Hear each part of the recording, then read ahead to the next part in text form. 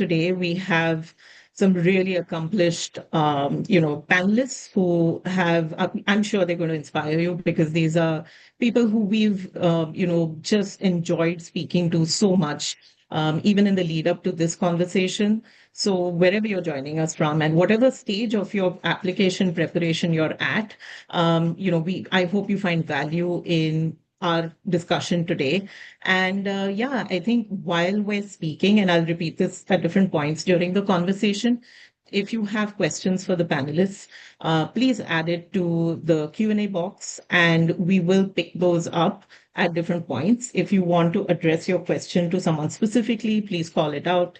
And I will be, looking at it and taking stock of the conversation questions at different points. We already have people pouring in, so I'm glad. Now, what we're going to do today is really cover the MBA application process. I think every year when we speak to applicants, we realize that this is an extremely complex journey. It can be extremely overwhelming, especially when you're trying to juggle real life as well as, application prep, test prep, and trying to bring all these components together to present yourself to just some of the world's best business schools. And there's always this anxiety about, am I doing the right thing? There's so much information out there, and it's very easy to feel lost at different points in the process of, whether you're doing the right thing. I think that it just boils down to that. And when we talk about the secret behind M7 admits, I mean, spoiler alert, the secret is really just a lot of hard work, but it's useful to understand where you need to direct your attention, where you need to focus your energies at different points in the process. If you're thinking about applying this year, I'm sure you're already now debating your timeline, where you are in the process. Do you need to give your test one more time and get that perfect score? And I think today's conversation is really intended to help you relax, to focus, to maybe let go of some of that anxiety and plan better. I think that's the underlying theme. So today we have with us, four panelists, and these are, admitted to some of the world's best business schools. They've been individuals who have just been so focused on their applications last year. Sravya, Yash, Anusha, and Faisal, welcome. And what I'd really like to do at this point is just have each of you just introduce yourself to our audience, and just let us know a little bit about where you're from, the kind of background you come from, and really where you're headed. It would be great if you can also tell us what do you think was one thing about you that made you stand out. So I'll just go from left to right for the names that are on screen. And let's start with Sravya. Hi everyone, I'm Shravya Devalapalli. I'm originally from Navi Mumbai, but I've been working around India and the UK a little bit. I studied from IIT Bombay, where I graduated in mechanical engineering and worked at Goldman Sachs and JP Morgan since then. I'm heading to Chicago booth now, and probably one reason that I think I stood out from the application pool, is something to point, is maybe my pattern of analytical thinking or structured thinking in every decision that I've taken, and just all the experiences that lead up to this moment. So that's it. Welcome, Sravya. Yash, could you go next? Yeah. Hi, my name is Yash Bajaj. I attended the University of Michigan in 2017 and graduated in 2021, where I studied industrial and operations engineering. After that, I worked at Vice Asset Management as a software developer.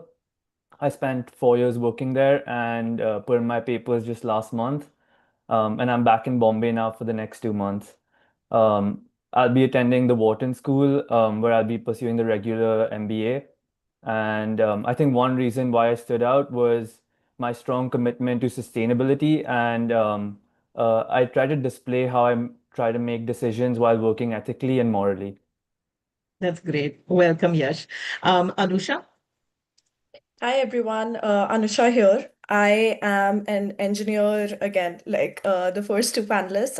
I come from BITS Pilani. I'm an electrical engineer. Right. After graduation, I joined the Boston Consulting Group, where I worked as a consultant for almost 4 years, like Yash put in my papers last month.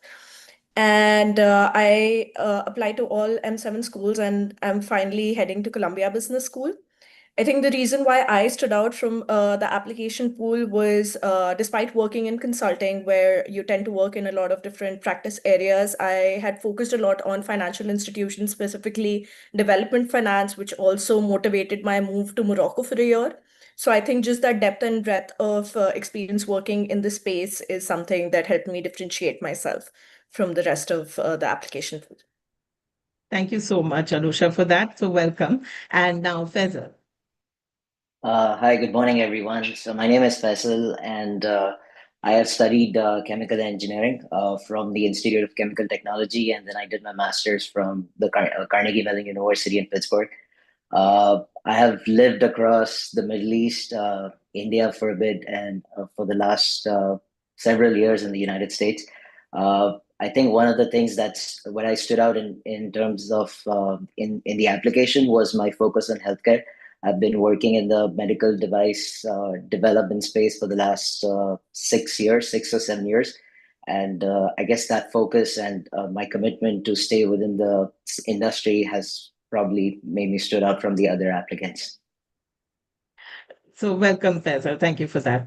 Thank So you. I think I want to start today's conversation with something that I'm sure as you're introducing yourself, or each one of you were introducing yourself, it kind of flashes through an audience member's mind, right? We have individuals with such diverse work experience, and we also have someone who started their, MBA application journey at like maybe with about 2+ years work ex to going up to like 6 years into your career where you start thinking about should I be doing an MBA at this point? And we realize at the Red Pen, because we speak to so many people, we realize that this is a very, very personal decision, understanding when is the right time to do your MBA. And while we always advise applicants who come to us saying that, you do need to kind of spend some time just understanding who you are professionally and, the direction in which you're headed, it's really a question of timing, right? So one of the questions which I want to ask all of you is really, when did you start thinking that about an MBA? When did you decide that this is the right time for me to now do my MBA? So I just feel like I would like all of you to pitch in over here, and whoever wants to go first. Sure, I can start off. So, as I mentioned, I do come from an engineering background, and when I stepped into the world of financial services, there was a lot of learning on the job. It's not something that was my major earlier. So, while that was there, I still felt that there were some knowledge gaps that did exist, which I thought, and having spent 2 to 3 years working with different financial institutions, I felt it would be a good idea to now take a step back and just fill in those knowledge gaps. And at the same time, the world of development finance is also rapidly kind of evolving. So, and schools are focusing a lot on that topic. So I felt that was this would be a great time to just, take that step back, fill in that knowledge gap, know more things, and then go back to the industry, with a stronger knowledge base. Okay. Shavya? Yeah, I think I can add to that because I also, coming from an engineering background, had that similar feeling of maybe wanting to learn business in a structured way. And I actually also did work in financial services, specifically though within fraud. So I was, I think, sort of becoming a subject matter expert within that. And I realized that I've gained enough information that I want to now move on from just the data side to maybe more of the decision making side of things. So I think that's probably when, at 3 years of experience, I realized that I wanted to probably take that next step. But I think MBA was on my mind since a really long time. I did know I wanted to do it at some point. I was just waiting for that right point when it clicked that, I think I'm plateauing to that point where I want to take that ladder up now. Okay. Faisal, Yash, which of you would want to go next? Faisal? I can go next. Yeah. So I have spent most of my like the last couple of years working in the lab on focus on product development. But in the advanced stages of product development, I realized that when I was interacting with sales or business development or the regulatory team, that I realized that I was more interested or wanted to pivot to product management. And I felt that an MBA would, again, focus in the healthcare industry, but I felt an MBA would help me move in that direction. And that's when I decided, okay, now might be the time to pursue an MBA. Yeah, yeah. I think, I just want to build on some of the answers that you guys have, because there's an interesting mix over here of people who are from, more traditional backgrounds, and, some of you who are in very unique roles or very unique industries or sectors. So, I just want to understand, like, especially for, like Anusha or Faisal, like, or when you think about the kind of unique value proposition you had, and what you were bringing to the table before an MBA, how are you really evaluating the ROI or the value of the MBA going forward? Anusha? Sure. So, actually, very similar to Faisal, I also wanted to pivot away from a consulting role to more of a business owner role. So, and have that more of a holistic view over what was going on. And for me, I think it was a mix of the hard skills that I would gain during an MBA in terms of product management, and really be able to test out what I'm learning in a safe environment before I'm kind of stepping out into the industry to gain further experience. And at the same time, it was also a period in my career where the next step would kind of be in that managerial role. And I did want to take that step back to really evaluate and be a little bit more intentional about how I want to develop as a leader. So that way, I feel MBA gives you a great opportunity to meet with very diverse set of people and also just understand their perspectives in terms of how they see you and how you can develop as a leader. So for me, I think those were the two things that really help. And undoubtedly, I think the global community that an MBA provides you with is a great win. So I think that's how I saw the value of an MBA. I think I would like to add to it. Just given that how like product development is pretty much disconnected as a much more longer term uh, proposition that, and I wanted to understand, like, one of my goals in the long term is entrepreneurship that I've in the healthcare space.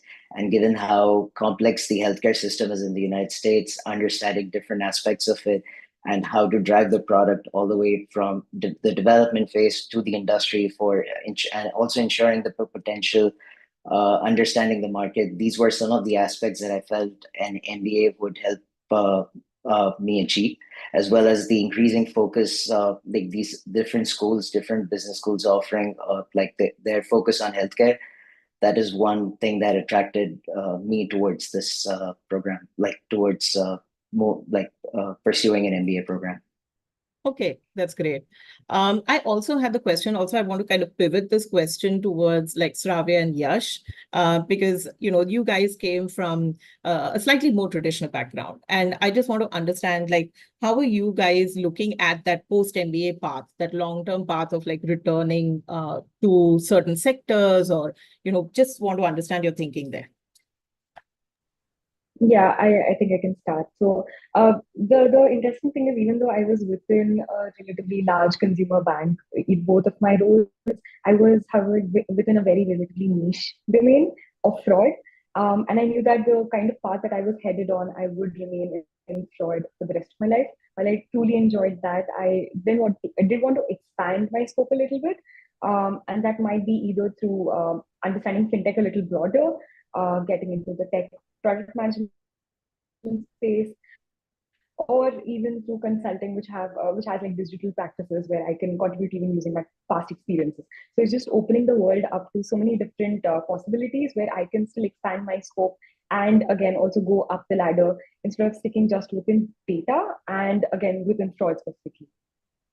Yeah, yeah. I mean, we've had so many conversations around this, so I do remember this. Also, Yash, why don't you now tell us, because your perspective is also very different. So, Yeah, so as I mentioned before, I was working at a hedge fund for the last 4 years, and in that role, I developed the quantitative and analytical skills that I needed, and I was able to grow them substantially over the last 4 years. However, I decided that it's about time to take the next step and take on or like try to move into entrepreneurship, as it's been my dream to start my own firm. Um, and I think an MBA has a very unique value proposition where you get to meet other entrepreneurs, meet other people who have experience in the industry that you want to go into. And I think that's why I felt like it was the right time to make that jump. Um, and yeah, now I think I have the necessary skill set to probably start uh, to make my way to school and be able to start my own firm in the near future. Okay, okay. So, now I actually want to just take a step back, okay? And I want to talk about like the first step on this, on this marathon, right? Which is really about giving a standardized test. And, I think test prep, while people don't realize it, test prep is one of the most important parts or the most important components that you start with, right? So I just want to understand, beyond, of course, setting time aside and just being disciplined and preparing for the test, what was the strategic moments in your test prep that you feel really made a difference in getting the scores that you did? And of course, please feel free to share the scores that you finally attained or that you finally went with during your application. Because I think a lot of people do ask, is there a particular study method that works, or is there a specific test that works, or how do you track your progress? And I really feel that just sharing your pieces of advice or your perspective is something that's really going to help. So, this time around, let's switch it up. So, Faisal, do you want to go first? Sure. Yeah. So I think one of the most important things with the test preparation was making sure I give enough number of mock exams. So I would almost I dedicated about 3 months, 3 to 4 months for my test preparation, and I would give about six mock exams on a weekly basis. So like almost one every day. I was able to access a lot of them through libraries or different websites, or even through the different uh, books available. Uh, so that was the most critical part. I think in terms of preparation, because I had prepared for GRE a couple of years ago, I did not need a lot of formal preparation. It was just understanding the whole structure of the exam, and that was important for me. Cool. Anyone wants to go next? Faisal, I'm sorry, what was your final test score that you went with? So I had appeared for the focus exam, and it was 685. Okay, cool. Thanks a lot. Thank you. Who wanted to go next? I'm sorry, Yeah. was that you? Yeah. So I think my case is a little bit different. So I actually gave my first attempt back in 2020 because I knew I'd probably keep that score aside, just have it ready for the next 5 years. I got a 730 then, but the structure that I had then was pretty much just keep doing practice problems, not really that much of a strategy, really. When I revisited the whole thing again, probably 2023 summer, I again gave two more attempts. This time I thought maybe let me just benchmark it. Maybe I've still got that thing. But I again got a 730. So I realized we need to switch the gears. Otherwise, it's a good score, but it's pretty much just there. I started giving a couple of mock tests spaced out, and I sort of built an Excel tracker, just seeing what were my weaknesses within each of those tests. And that time I focused on just those practice problems. I reattempt another mock test and then probably just space that out and keep seeing my progress. So I finally reached a 750, which I was happy with, and that's when I stopped. But yeah, I think the tracking part of it definitely helped me to identify those weaknesses and really just practice more focusedly. So not just giving the test, but really analyzing that, I think was the key to converting that. And probably one tip there was just that I found a couple of full length tests online. Probably each website had their own one. So you could just start out with that benchmarking in the start as well.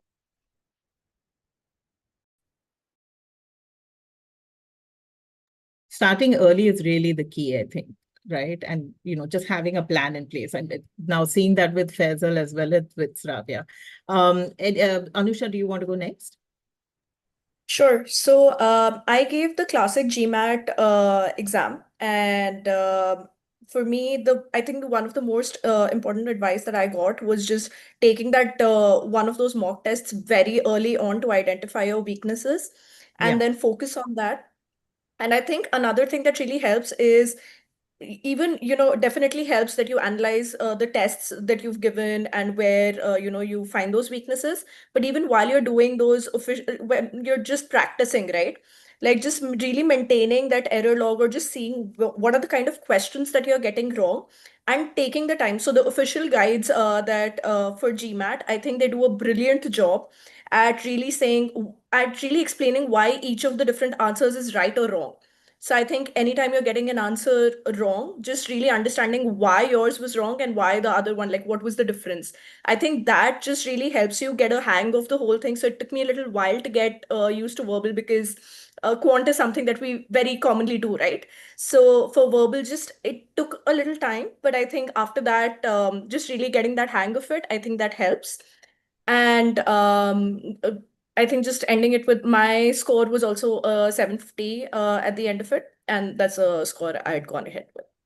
Okay. Yeah. I think, another thing that I'm picking up from the answers thus far is, just the ability or the willingness to go forward and keep doing mock tests, not really worrying about, whether you're going to do well in it or it's going to be a reflection on your ability if you do poorly in a mock test, but just going ahead and just keeping on at it, right? Just taking more and more practice tests. So I think, I just love that we're bringing that up. Yash, I'd love to hear from you as well. Yeah, so unlike the others, I started my GMAT preparation pretty late. I started last February, um, and I was doing my preparations while working a full-time job in finance, and I already had a very hectic work schedule. Um, but yeah, I think it's extremely important to be very focused, very consistent with your preparation. Um, shouldn't take too many breaks, and obviously do a lot of mock exams. And I think when you're doing these mock exams, it's really important to try to stimulate the exam environment, just so that you don't have to so that you're prepared when you actually go and give the exam. I think it's as important to be mentally prepared on the test date as it is to like prepare before the exam. Develop like a strong strategy that you would like to like use while giving the exam. So for example, in the focus edition, you're allowed to change three answers. So, manage your time well. If you're not getting an answer correct, uh, try to skip over that question and move to the next question and get back to that. Um, so yeah, I think it's obviously like each person has their best way to give the exam. And so I think just finding out like which order works best for you, which like when you want to take your break, all those things are things that you should think about before giving the exam. I did the focus edition, and I got a 725.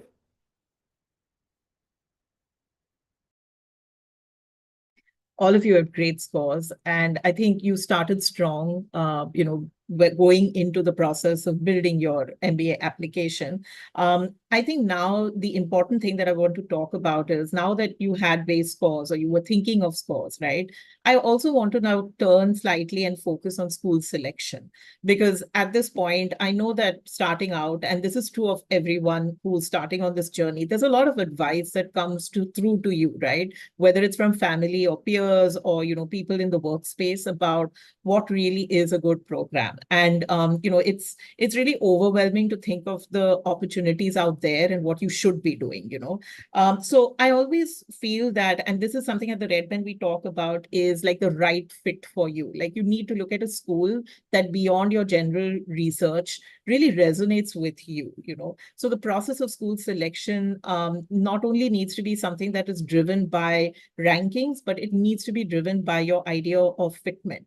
So I just again want to go, just do a round robin and talk to each of you, because what's important at this point is, just maybe give a sense of how you moved away from the perception of schools to really land on schools that you thought were a good fit for you. So, I'm again going to just maybe say anyone who wants to take this on first, and we'll go from there. Yeah, I think I can get us started. So I think very initially I was just looking at maybe good schools which have a strong network and good career outcomes across the board. And I personally was looking at bigger cities. because I've lived in bigger cities my whole life and I've loved it. So I was not looking at a college town. So that sort of narrowed down my school selection a little bit. But after that, I think it was exactly about finding that fit. For me, for example, I can give one specific example where to Booth, because I was in London at that time, I got the opportunity to sit on an executive MBA classroom on the London campus. And I think there was a certain observations that I picked up even through just that one class. Within the classroom, for example, I could see that there was a very strong data-driven approach, even in the way that the lecturer was teaching, a lot of quantitative things backing the specific concepts. So that definitely aligned a lot with me, my approach to life. And the second thing was collaboration. That is definitely something I was looking for. And I could see how people were very actively involved in the classroom, just getting involved in these discussions. And then the third thing probably is after class, when I just stood around and people were having coffee, just talking around, I could see that people were really eager to share information with me about their experience as well. So that really highlighted that paid forward mentality that Booth is all about. So probably that was a very specific thing that stood out to me there. Yeah. There's Anusha, do you want to go next? Yeah, sure. So I think very similar to Shravya, initially it's about, getting the basics and seeing whether, whether the school aligns in term with your ambition. For me, I was fairly certain that what I wanted to do was, be a have a product management role in a fintech. So I think just connecting the dots in terms of, which schools have those resources, which schools have those connects, and where I can also contribute very honestly back to the school. So just finding that fit. And then ultimately, I think, given the goal that I had, Columbia made a lot of sense for me because you're in New York, you're in the you're in the financial hub of the world. And apart from just the school, I think the different opportunities that New York provides you with in terms of the world of finance and in terms of networking outside. So, for example, conferences and things like that. So, I think that really appealed to me. And if you just have those conversations with people from the school, you'll also just hear about, the trends that are shaping up at the school. So for Columbia, there has been an increasing, focus on their curriculum in terms of climate, in terms of digital. So all of those things really excited me about the school, and that's ultimately, where I felt it would make a lot of sense for me to go forward. Yeah. And I think you guys are picking up some very good trends, which is going to really feature in my next question on school research. But Yash, do you want to go next? Yeah, I can go next. So I'm going to the Wharton School, and I decided to finally go there mainly because they have a very strong curriculum in finance. Wharton is known to be one of the best target finance schools where finance firms pick up students from. So that was one of the main reasons. And then the second reason was um, I think Wharton has one of the most flexible MBA curriculums with only 3.5 credit units that are fixed across for everyone. And so the remaining 15.5 credit units can be in any elective, in any classes that you choose. And so I just thought that freedom would give me the opportunity to explore classes and interests that I'm particularly interested in, and those are the two reasons why I decided to go to the Wharton School. Okay, thanks a lot for that, Yash. And Faisal. So my top choice was Kellogg, and the reason being again was its focus on healthcare. And I think one of the differences, or one of the things that makes Kellogg stand out was its concentration. Like you can graduate with a concentration in healthcare, where there are so many courses on healthcare. You have the opportunity to go to different countries and also attend like a week-long course where you can understand the healthcare system and how does it differ with the from the US's privately driven market. So that was one of my driving forces. Also, the concentration of medical device companies in the Chicago area. There are several companies headquartered in the area, so that would give me a lot of opportunities to interact with a lot of executives, and as well as I met with a lot of people who graduated from Kellogg and now work in these companies. So they have a strong network out there. As well as I want to be in Chicago in the long term, so that was another reason why I chose Kellogg over all other schools. Okay. I think one of the things that I really find amazing while you guys are speaking is that I think all of you applied to the dream schools that you had at different points in the process. There was definitely a strategy where, Shravya, for example, you completed your applications in round one. I think for the rest, it was like a combination. I think Yash and Anusha, you had some in round one, some in round two. And, Faisal, I think you focused on round two. And I think it's important to bring this up because a lot of people come to us and ask us, whether they should apply in round one or round two and whether their chances are stronger. And I feel that every time we respond to them, we tell them that yes, you do need to look at how early you can submit, but you do need to apply when you feel your application is the strongest, it's not that if you apply in round two, your chances, automatically dip dramatically, but it's about when you feel you're ready to apply to the school, And I'm just going to use that to lead on to my next question, which is really around school research, because one of the most important, components in when you feel your application is the strongest is really the depth to which you understand the school and you're able to put that forward in an application. And a lot of you mentioned in your earlier answer that when you chose your dream school or when you had a school that really resonated with you, it went beyond the rankings. Like Shravya, you attended a class and you saw what appealed to you in the school's ethos. Yash, your research into Wharton was so centered around understanding what it meant, what the academic experience would mean. Faisal, you were laser focused on understanding the kind of value the school was going to provide you with. And Anusha, you also were focused on conversations, on understanding, reading between the lines and understanding the school. So we've already spoken, we've touched on this briefly, but what I want to understand is what you felt made a lot of difference in how you approach school research. What do you feel gave you an edge? And maybe Anusha, I'll start with you, and we'll again go around because I know each of you had very distinct approaches to research. Sure, absolutely. I think one of the most important advice that I'd give anyone going for this journey is connecting with students and alums as early on as possible. And starting to have those conversations, it can be a little intimidating, but I think, and the conversations initially will be a little generic, right? Like, do your research before you go, so don't ask them questions where you'll easily find the answers on websites and stuff. So initially it may be a little generic, but that connect that you form with those people, I think it really helps on later on. So when you're developing your application, when you want to know why there's a specific resource which makes sense, right? So having that in-depth conversation at a later point, it really, really helps. And people are very willing to talk. People are very willing to help. So I think definitely reach out.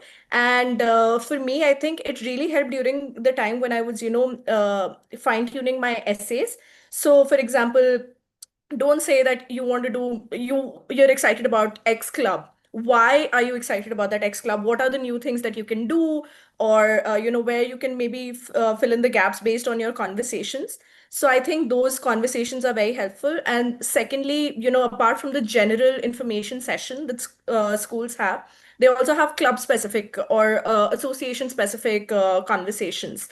So I think that's a great way to again connect and just know a little bit more about the school. So, just go beyond that surface level. Yeah, I think I completely agree with Anusha. I think my initial approach was also just information gathering. I pinged a couple of people on LinkedIn initially through my network. That was a good starting point because I already knew them, so I was a bit more comfortable asking specific questions. But definitely built on top of all the research that I do, maybe through the websites, just through the club pages and everything, and gathered very specific questions when I would go into the next conversations. And probably it does help to connect with people who have similar interests or even from the similar backgrounds. Maybe it might give you more comfort and more common ground to work with. But yeah, I think it is an iterative process. As you start writing your essay, you will figure out gaps that you want to fill again. And I did go back to people that I spoke with and I was like, wait, could you tell me about the specific event that you do? Can you tell me a little more about it? So that is going to go on, and it does definitely help to have a couple of connections, and also completely agree that people are really keen on helping. So that's great. But also one additional thing I'd like to add is if you do have the access to local resources, you can definitely make good use of that. I did attend a lot of alumni networking events within London as well. And the fact that they had a campus definitely meant a lot more access to even the admissions committee, maybe things that they want to hear as well, or even special. And just access to those resources gave me a little, I think, a little more information that than I would get maybe through just a conversation. Yeah. Yes.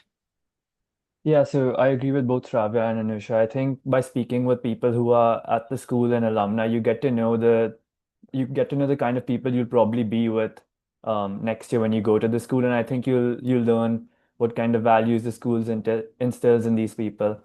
So that's definitely a great resource. One thing I would like to add is, so I was in Boston, so I had the ability to actually visit some of the campuses that I was applying to.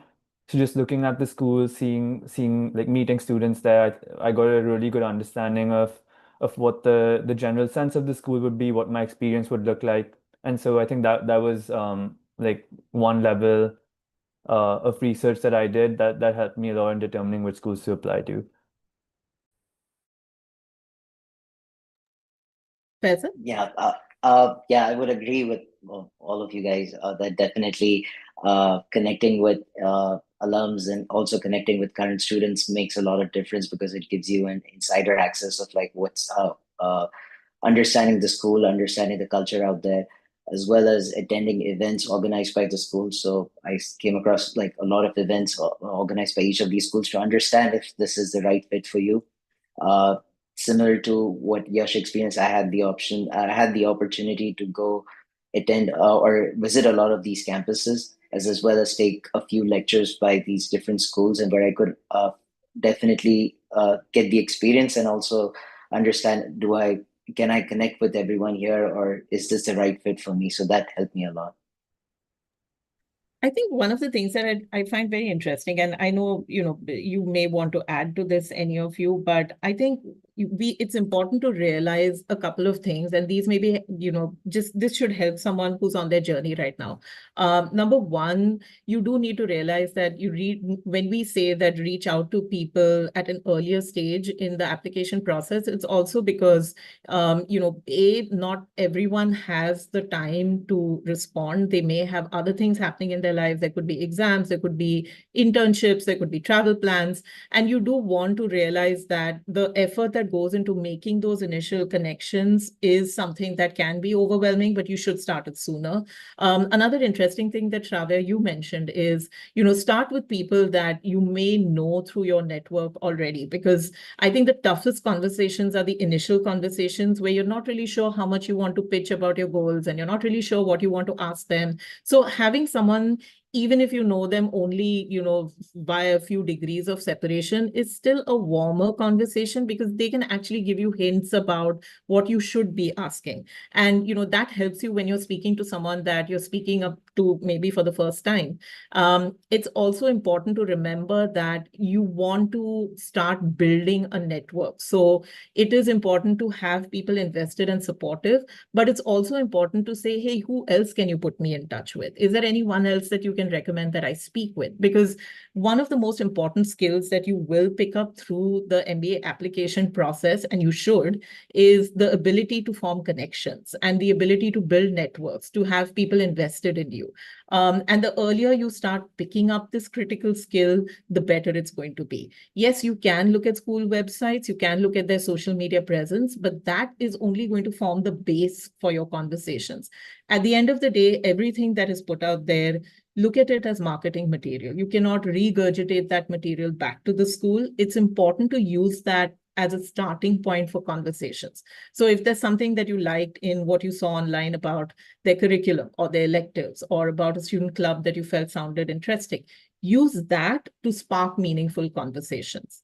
The other important thing I'm going to put out there, and I know all of you guys did it, is, start building your LinkedIn presence. You do need to remember that when you reach out to someone, the first thing they're going to look at is, who are you?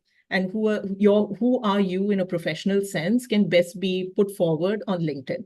So at least if you're going to do one thing after this particular session, just look at your LinkedIn profile a little critically. Does it tell someone, what you're all about, what your professional passions are, the direction in which you're thinking? Is there a picture of you that is in a professional context? Having some of those basics just means that if someone has to evaluate if they can spare 10 minutes to speak with you, they're looking at some objective information and making that decision to speak with you. So I think conversation is really the most important part of your school research. And I know between our panelists, we had, some people who could do majority of their research through connections and phone calls and video calls. And there were some who had the opportunity to go on campus. Even if you don't have the opportunity to go on campus, it's not that you're at a disadvantage. You do need to focus on the conversations that you can strike up so that you start forming like a virtual picture of, the place that you want to be at,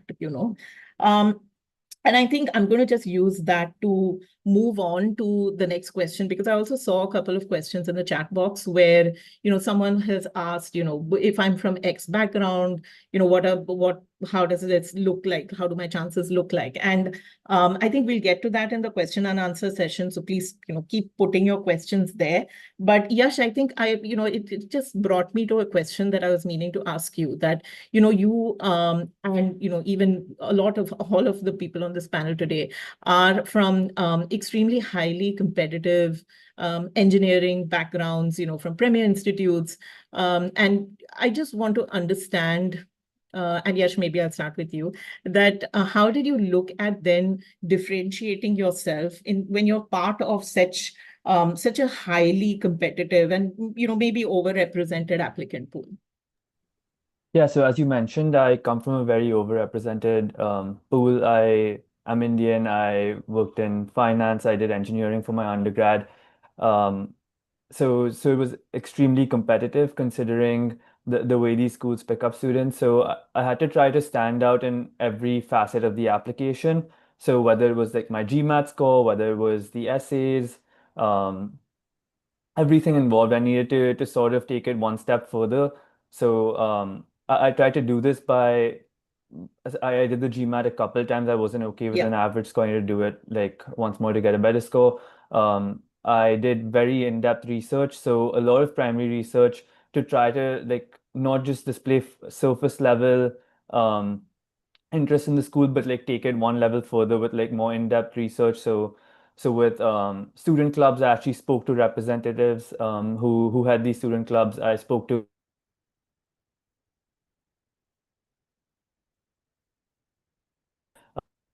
Am I audible? Yes, you are. Okay. So yeah, I tried to speak with alumni. I spoke to maybe 5 to 10 alumni from every school. And through this, I was able to show very keen interest. And then lastly, I was able to visit the campuses of some schools that and reach out to people from the adcoms to be able to show further interest in the school. So I think that's probably what I did to stand out. Yeah, I remember our conversations, and I think you really pushed yourself to gain as specific information about every club, every initiative, and that really did help, And, I could probably ask this question to everyone on our panel because, you as an international applicant, you guys are amongst a very, very visible and very competitive applicant pool. I'm sure in the year that you applied, you saw so many other peers apply, some succeed, some fail, and it's important to recognize that differentiation. So I just wanted to ask if anyone wants to add to what Yash just said, just about the intensity of research and conversation, that helped you differentiate yourself.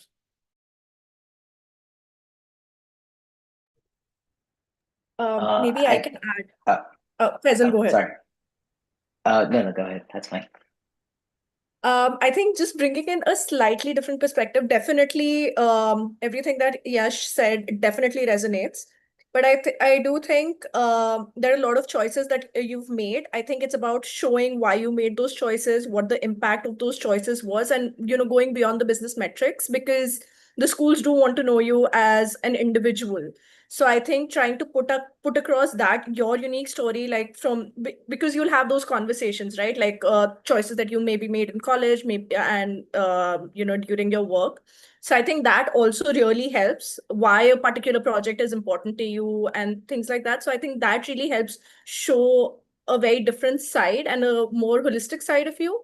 And that is not as common as you would think. Like the choices that everyone is making are very, very different. So I think that can also be like, it's important, I think, to think about it from that perspective as well. Sorry, That's Faisal, true. go ahead. That's true. Please. Yeah, just and the to add to what Anusha and Yash had mentioned, like also talking about like how your early experiences, like where you grew up, or like uh, all those aspects, and how has that shaped you as an individual. So maybe also including those things in your conversation, your applications would help you stand out, as well as like some of the causes that you care about, like things that you do outside work, maybe in terms of volunteering, or like the organizations, and how, let's say, for example, those schools are like there are clubs or different initiatives that the students are involved in those similar causes, and how can you contribute to the school or to those clubs as well? Yeah.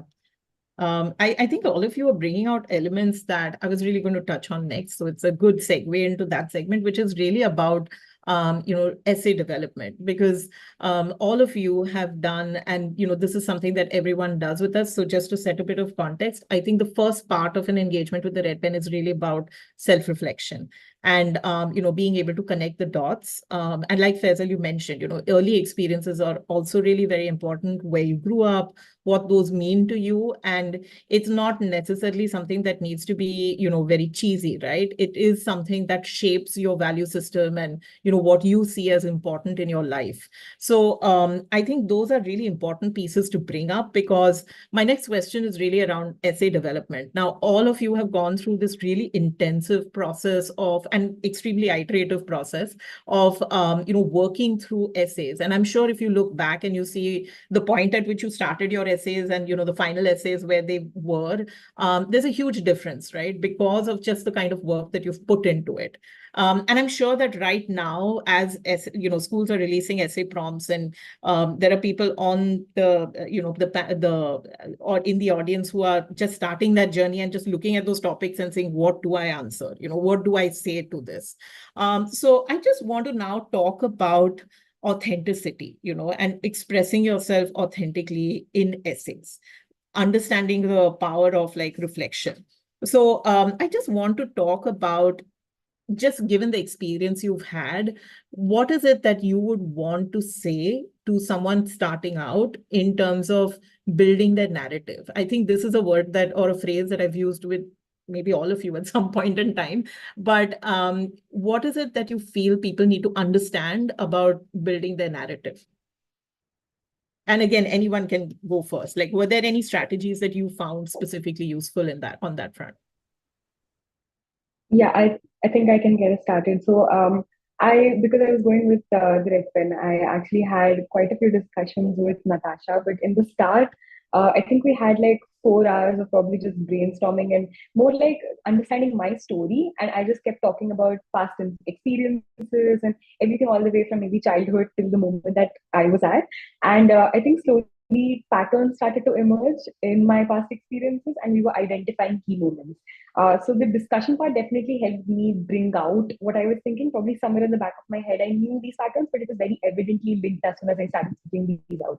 So maybe just discussing with people, and that way, definitely, I think Natasha had amazing discussions with me to bring that out in me as well. But the second part was probably just putting that on paper. Once you have these experiences, we were really encouraged to put out our stories in the staff hour to give out like the situation, task, result.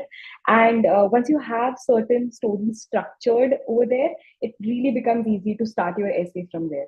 So just going step by step, I think it was a little less intimidating than just starting to first write an essay with no context whatsoever. That's really true.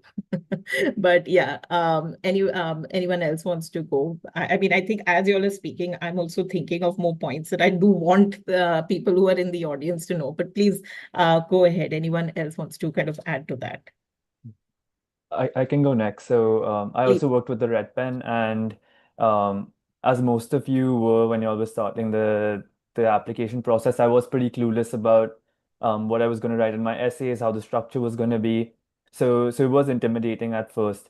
But I think what really helped me was the Red Pen's Get to Know You form, which is like a very comprehensive list of questions. I think it's like about 40 pages of questions. You have to answer, like write stories. And then based on that, the consultants get a very good idea of your backgrounds and like what your strengths are. And through that, you can work with them to basically get that narrative that Natasha was talking about and then use that in your essays.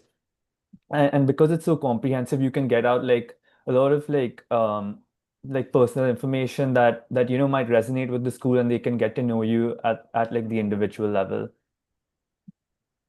That's true.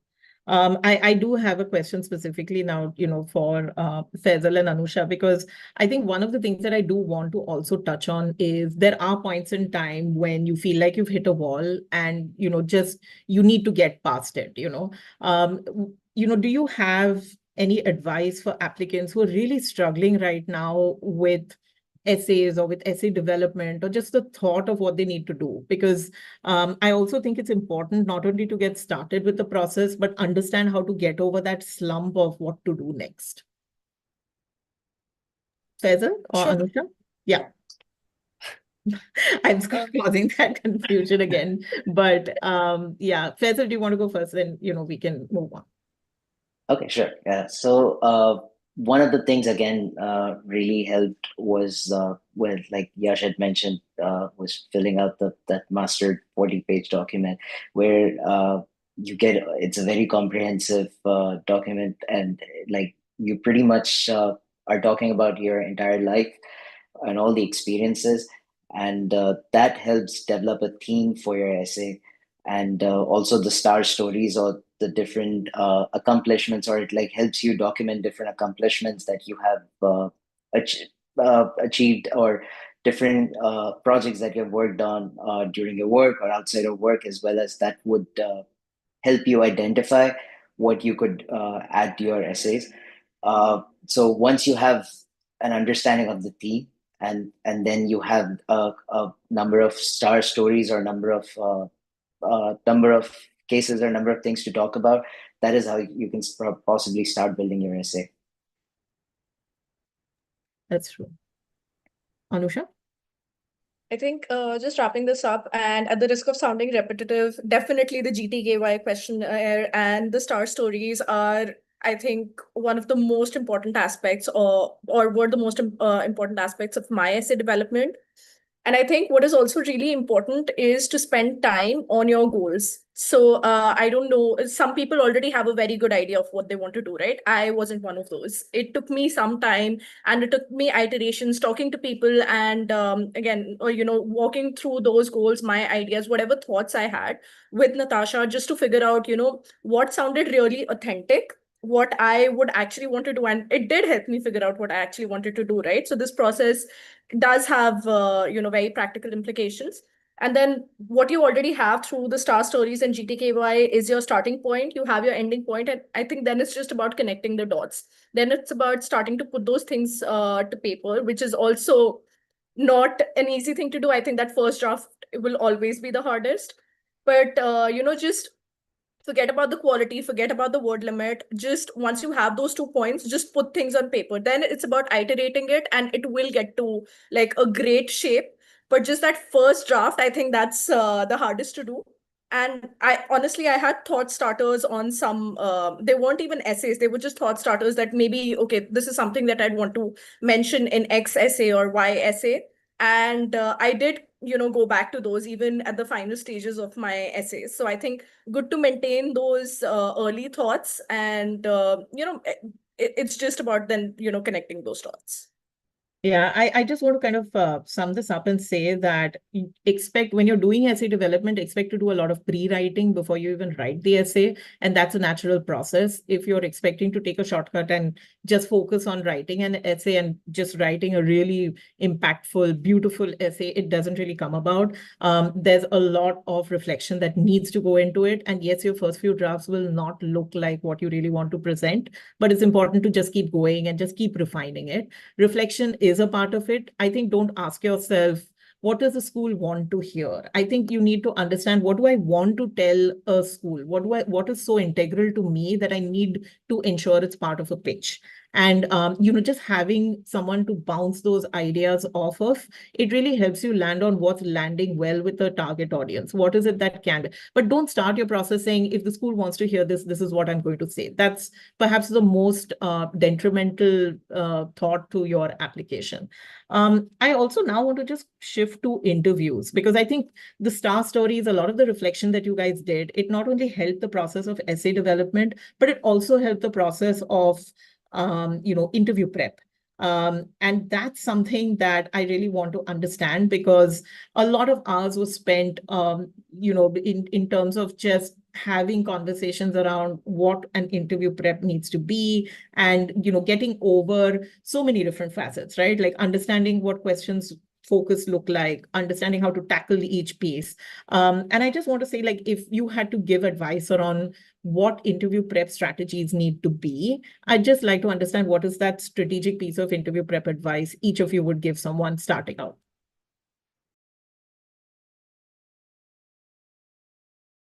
Yeah, I can probably guess that. I think what I did is first put it on paper. I had like a master document with all of those common questions and just very crisp bullet point answers to them. So I didn't want to mug up anything so that it's just very obvious when you're just mugging it up and coming and speaking. So I did try to speak out some of these answers and recorded myself as well and looked at that. But definitely don't try to rehearse too much, even though it is quite tempting, because after that it does not seem natural. So, and probably the additional thing that I did was I'd give that advice of reducing the unknowns as much as possible. If you don't know who your interviewer is, probably just look them up once, see what their background is, maybe something in common, maybe something relevant, and you can ask them in the questions. Because it's not just about them asking you questions, it's also about you asking them questions in the end. So probably have some very thoughtful questions, very relevant questions ready for towards the end of the interview. I can see everyone nodding for that. How true. Okay. Any other critical pieces of advice anyone has? Because I think, Shravya, you've started us off beautifully. So you've encapsulated a lot of information there. I think one of the things maybe is around the pitch, right? That you need to make. You need to understand how you want to start strong. So I just, maybe Anusha, if we could cover that, because I know that was something you also focused on a lot, your start. Yeah, absolutely. Absolutely. I think, yeah, the first question more often than not is just tell me something about yourself. So I think just having that elevator pitch ready, and try not to make it too like businessy or too boring. Like they want to know you as a person. They're there. These interviews are highly conversational. They want to see like what you'd be like in a class, right? So I think just add a couple of maybe some fun elements of your life, maybe some hobbies, something that you like. I think that just helps, and it puts the interviewer also like in a good state of mind while starting off. So I think definitely that agree with everything Shravya said. I think just also recording a few answers, and it's not for mugging up, it's just for seeing how you are coming across and how much time you're taking to communicate, because these answers should be like 2 to 3 minutes long. You don't want to bore your interviewer. So I think just being very careful about what are those points you want to say and just practicing it a little bit, I think really helps. And these interviews are highly behavioral in nature, so those star stories will come in handy. So it's just about matching, which star story you want to say. So I think that really helps. And one other piece of advice that I definitely give is the mocks that you do it with people who have interview experience, other to cut through the noise and have really targeted feedback. I think that helps. Otherwise, just getting in a lot of feedback from people who've not had that experience can be a little bit detrimental also. So just be a little careful with how you're going about your mocks. Yeah, I agree. If Faisal, do you want to go next? Because yes, then I do want to ask you about the Wharton TBD prep.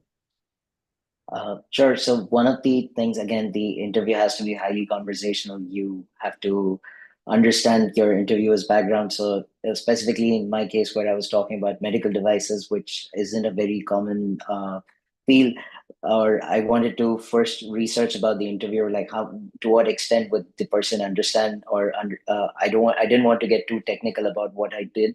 So these are some of the things that you want to keep in mind. Have an elevator speech, like a pitch ready, as well as do not memorize your answers. Uh, uh, that makes you look a little less confident.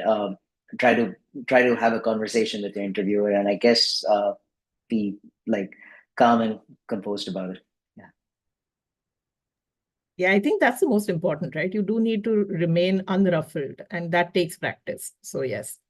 Yash, do you want to talk about the Wharton TBD prep? Like if you want to give a piece of advice in terms of how to make that more effective.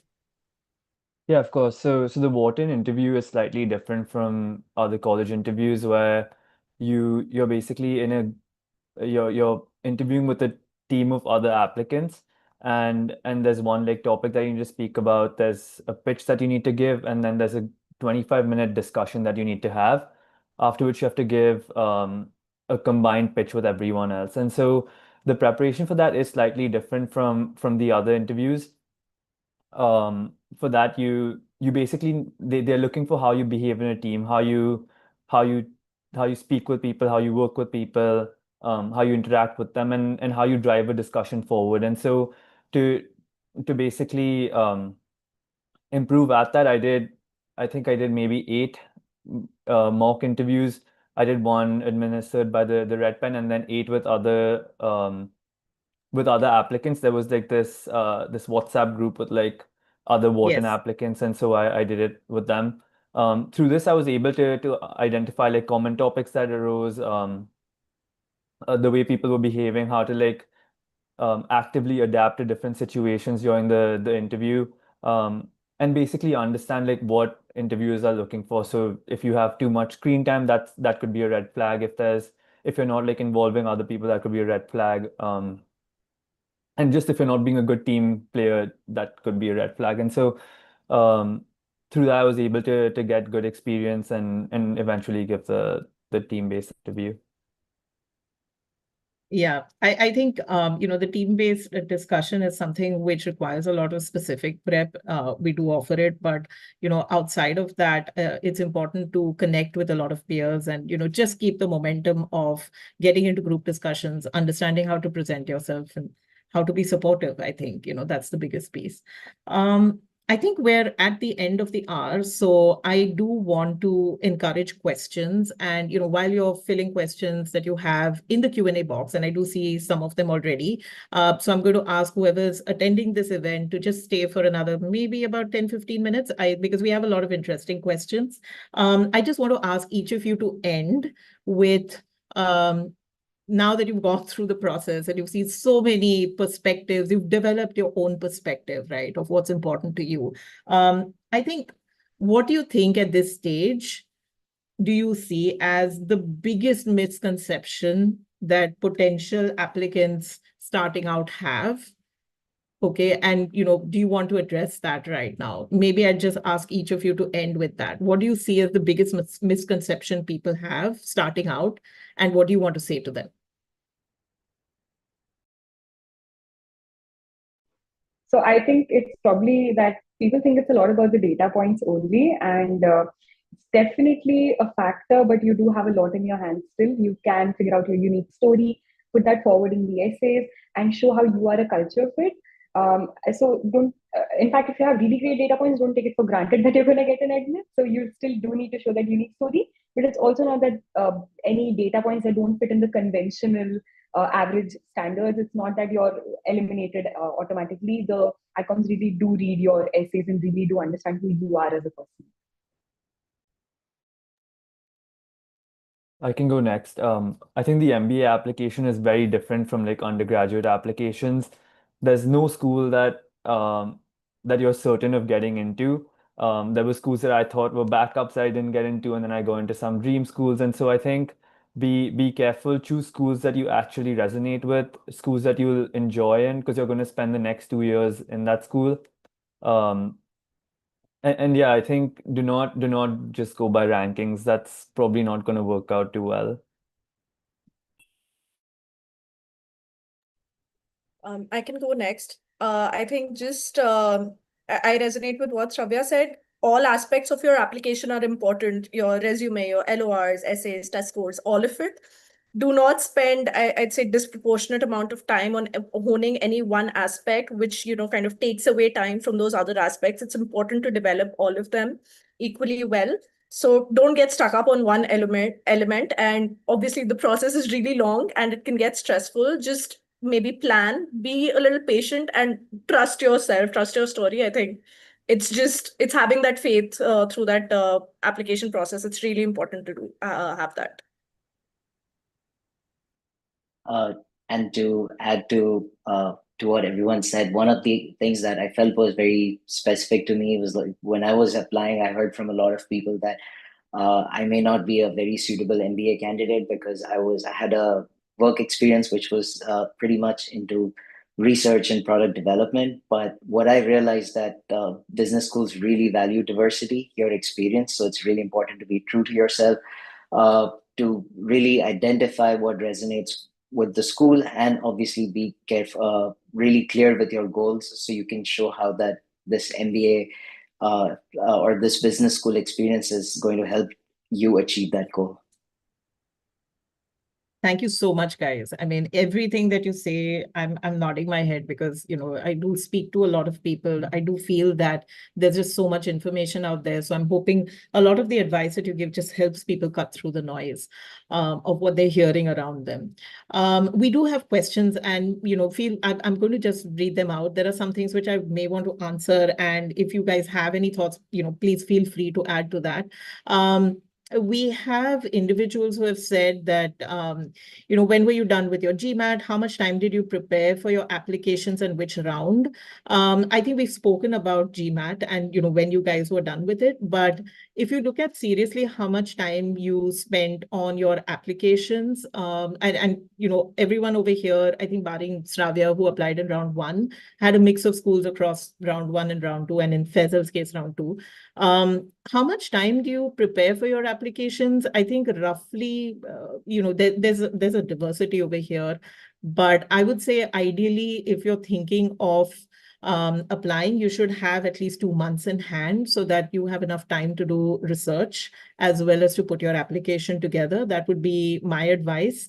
The earlier you start, the better. But it's at least a minimum of 2 months should help you put a lot of the components that we said into perspective. It would be great if folks could share their GMAT scores, the journey to achieve that score. So we've spoken about that. Okay, here's an interesting one. Is joining an NGO or having a high impact extracurricular important for an overrepresented pool? So I'm going to talk about this. I know if anyone has a view, they can add to it. It's not about, joining an NGO or teaching the underprivileged as a, will that score you more points over maybe doing something like running a marathon? But it's not about that. It's about the consistency with which you are involved in something outside of work and outside of your own progress and outside of benefiting yourself. I think that is the main element that you need to focus on. A lot of individuals, when they're applying for their MBA, have really high pressure jobs. They're juggling too many, just so many things. So it's not possible to have many extracurriculars that you're involved in. But if you do have to think about a plan ahead, I would say that talk about something that you're genuinely invested in, maybe at work. So if you can join an initiative at work, which looks at, employee well-being, or if you're looking at employee advocacy groups, those may be a good place to start. But the whole point is look at things that come to you naturally, because consistency of involvement is as important as doing something outside of what benefits you professionally. So that would be my advice. And I know everyone on this panel will nod for that because, that's precisely what they've done. Just reflect a little bit, and plan ahead is what I would tell you. If you're planning to apply this year and therefore cannot do that, then I think it's more about reflecting on things that you're passionate about and that you've given time to outside of professional progression. So that's that. How much time should one invest on and essay, LOR, resume preparation. So Radhika, I would say that, again, I think I answered this when I said that the earlier the better, but even at this point of time, if you're targeting round 1, then you should at least give yourself 2 months, because it's not about only writing the essay and refining it, but it's also about, like Shravya mentioned earlier, it's about going back to people sometimes and asking them to clarify pieces. It's only when you start writing your essay that you will realize that there are elements that may not necessarily go together, or it may sound repetitive, and then you realize that you need other resources, or you need to research or go back and refine your research. So give yourself 2 months, because sometimes going back and reinitiating conversations or refining your research can actually take longer than writing it in an essay. Does having only 2 years of work experience put you at a disadvantage for getting admits? Okay, so this is really not a very clear path, because if you have 2 years of work experience, then you need to look at the quality of your work experience in those 2 years. You need to think about, have you really done better than the peers that you are with? You need to understand that, what are interesting or unique elements around your professional or personal growth that would be very different from other peers with 2 years of work experience. Having a cookie cutter role with 2 years of experience, then maybe I would advise you to take some more time and build on your profile. But if you feel that you're really ahead of the curve, then think about things like data points, like promotions, or whether you've had movements that peers have not had, or whether you have seen assignment to more complex projects, because those are good indicators that you are doing something unique with a lesser number of years of work experience. But just applying to a business school and only thinking that 2 years is enough is not really that straightforward a correlation. Okay. Based out of Sydney with a non-engineering background, 2 years of work in advertising and media, how does this case fit? I think one thing that I will mention that is not very commonly covered is that if you're coming from a non-conventional background like yourself, it's important to realize that what you should be spending time on. So if you are in an industry like, say, advertising and media, or maybe something related to humanities, you need to focus on what is it about your profile that would really ensure that, that would make an MBA make sense in the context of how you want to grow. If you are a purely creative person, then maybe you don't want to invest in an MBA right now, and you want to think about a point in time when you need to be involved in understanding business decision making, or you want to understand how you need to invest in yourself outside of maybe growing as a subject matter expert. And this is something that we covered a little earlier in our conversation. My advice would be, look at the quantitative data points on your resume as well. If you're from a non-traditional background, it's important to think about where you can show data-driven decision-making, understanding and making inferences from complex variables, looking at strengthening your understanding of how practical decision making would work in business context, where you do need to evaluate multiple kinds of factors, influences, or scenarios, and you need to plan for various kinds of outcomes. It's not as simple as saying that if you are not from a very quant focused background, an MBA is not for you, but it does require a little more reflection to understand how it's going to benefit you long term. So, and please, guys, if there's anything that you want to add to any of these answers, feel free. But, I think we've, covered most of this content.